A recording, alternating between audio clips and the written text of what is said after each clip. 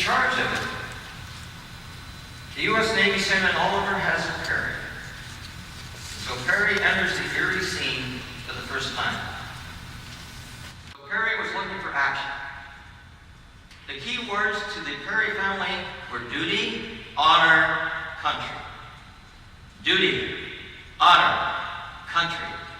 And he believed it to the core of his soul, as did his indomitable mother, who drilled it in to those boys. And so Perry recognized that he had to resurrect his career. And they had to go where the action was and where the fighting was. So what he did was apply to Chauncey to take over the fleet being built in Erie, and Chauncey gave it to him. Perry arrived in Erie to take over the building of the fleet that Dobbins was supervising. When Perry came, considerable progress had been made, but there were a lot of problems still to be solved, and we could spend the rest of the night talking about the fleet being built. It would take the rest of the night, however, but it was a major challenge. Erie was a town, folks, of less than 500 people. And by the way, Erie owes its existence as a town to the Battle of Lake Erie. If you wanted to bet, you wanted to place a bet with Jimmy the Greek in 1810, where the future Erie County would be, it wouldn't have been Erie. It was in Waterford, because Waterford was right next door to what? French Creek.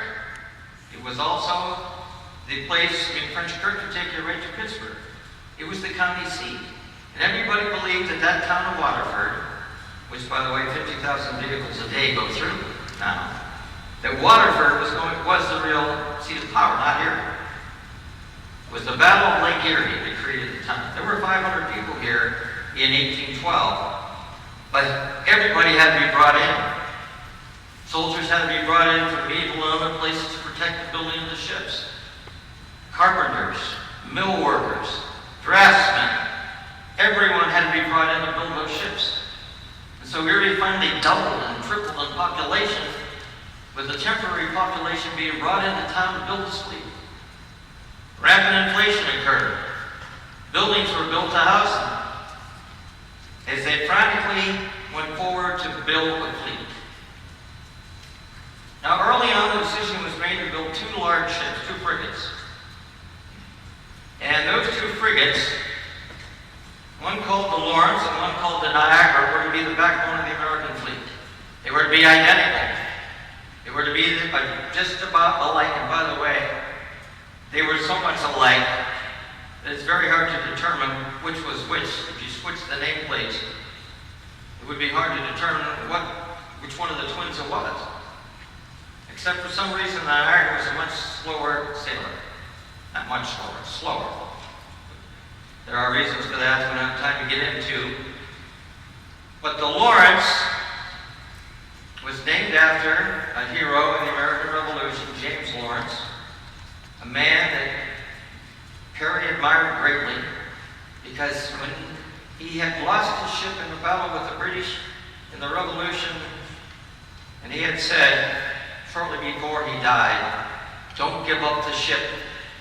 Blow her up, but don't give it up." To Perry, he represented courage, valor, and duty. So he decided he was going to name his ship the Lawrence. And he asked the women of Erie if they would build a flag. Don't give up the ship. That could be put on top of Lawrence, run up the flagpole, be present throughout the battle. Which the ladies of Erie, by the way, in the sewing circle did. Created a great flag called "Don't Give Up the Ship." Now the fleet was built all summer long, and the British knew it. They came over from Canada, couldn't get over that barrier into the bay, but looked through spyglasses to keep an eye on what was going on in the Erie Bay. They knew that while they couldn't get in, they also knew we couldn't get out.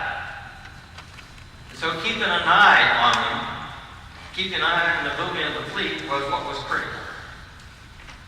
Chauncey was involved with that. And the British were always in danger of landing a group of Marines to destroy the fleet while it was being built in the bay. In fact, it was me who supplied the soldiers, as I mentioned a few minutes ago, to guard Erie against the British attempt to destroy this fleet. Now, Perry got it done, and so did Dobbs. And the ships were finally ready to enter Lake Erie, but there was still a problem. While Perry might be the commander of the newly built Lawrence, who was going to be the commander of the Niagara? And this was a real question. Daniel Dobbins thought he should have been, and I tend to agree with him. Dobbins felt, who had done such a great job in seeing the fleet was built, who had made many trips to Pittsburgh and Buffalo to bring supplies in, Dobbins was given command of a ship but very small. He wasn't an experienced enough Navy man. So they gave the command to a guy by the name of Elliott. Someone who already didn't care much for Perry, who didn't believe the fleet should have been built here, and who was an irascible kind of personality. By irascible, I mean a very difficult personality, however a brave one.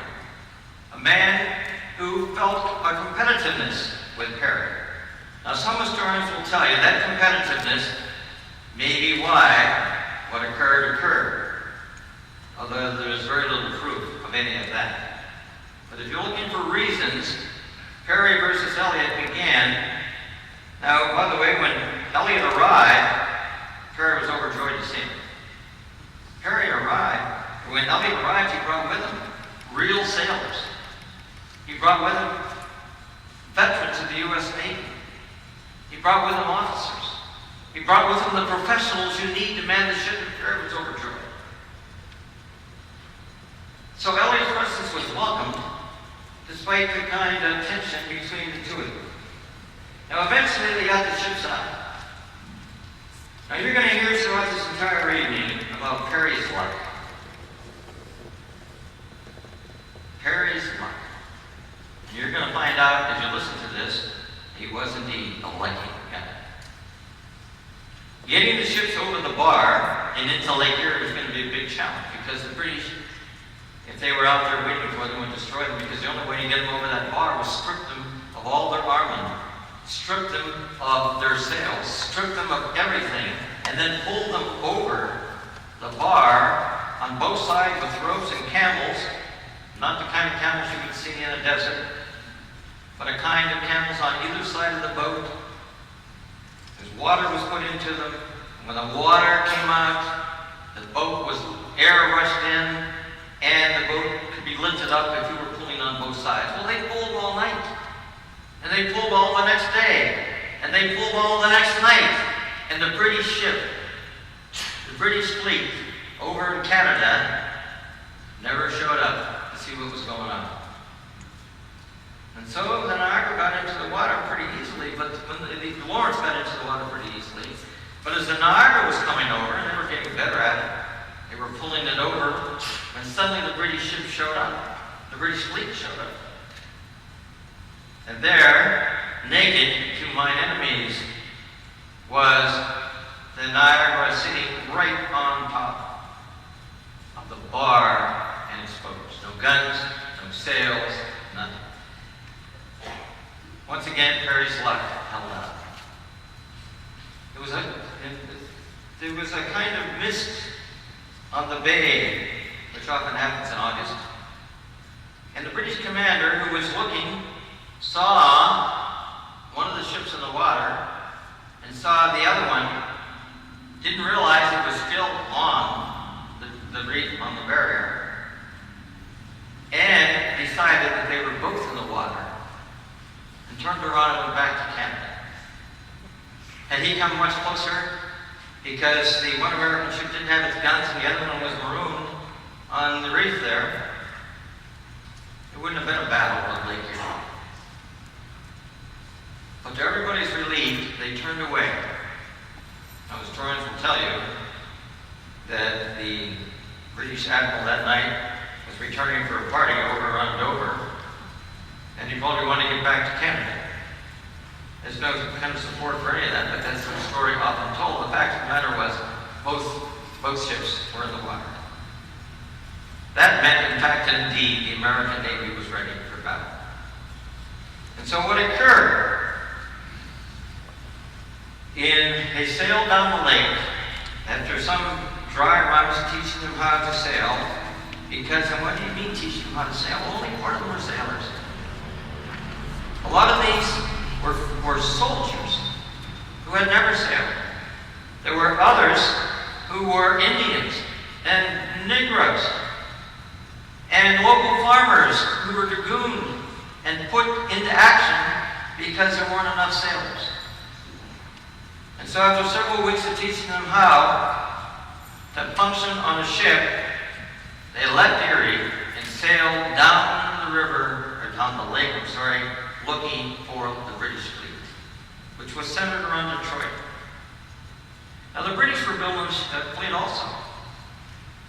They knew what was going on in Erie, so they started to create their own fleet. They had two major ships also, one called the Detroit and one called the Charlotte. Both of them weren't as good as either the Niagara or the Lawrence. And I should point out, folks, that both American ships that were built so quickly that they were made of green wood. They were only intended by one battle. Those ships were never expected to last for a long period of time. You had to put that fleet together quickly. You couldn't wait for seasoned wood. But the American fleet was a considerably better fleet than the British. Take a look at the guns of the 9 ships in the American fleet. There's 9 ships. They have 53 guns, 532 men, and they have 983 tons. 983 tons, 53 guns, 532. Look at the British fleet. There's only 6 ships, but it's 820 tons. There's 63 guns, and there's 522 men. Well, if you were Jimmy the Greek, what odds would you say? It looks pretty even, doesn't it? Well, the 9 ships is a bit deceptive. 3 of those ships, the Porcupine, the Trip, the Somers, had 1 gun, or 2. They were very small ships. What really counted was the Lawrence and the Niagara and the Detroit and the Charlotte. Detroit and Charlotte were the 2 big ones. And they had 4 smaller ships, little Belton, Chipaway, Lady, Provo. They weren't very much, 13 guns, 3 guns, 1 gun. The Porcupine had 1 gun, the Trip had 1 gun, the Earl had 3. Somers the Scorpion had 2, the Tigris had 1. It's only the Caledonia, the Lawrence, and the Niagara that are really critical. And in the British, it's the Detroit and the Queen Charlotte and the Lady Provo. The rest of them didn't play much of a role. But the numbers are deceptive. Look at what you're reading here. While the fleets look to be equal in size, the important measure of the power of a fleet is the number and weight of guns, and whether they are as effective at long or short range. For long range, the British had guns which threw a weight of 195 pounds of metal. The American guns could throw 288. That's not a great difference. But in the short range, the weight of the American broadside was 900 pounds of metal, while the British could only fire 460. What it means is American tactics would call for a battle to be fought in short range. In the ensuing fight, by the way, the 20 guns of the Niagara weren't used until the last 15 minutes. Now look at that again. 20 guns the Lawrence had, and the Detroit and the Charlotte would turn 36 guns on them.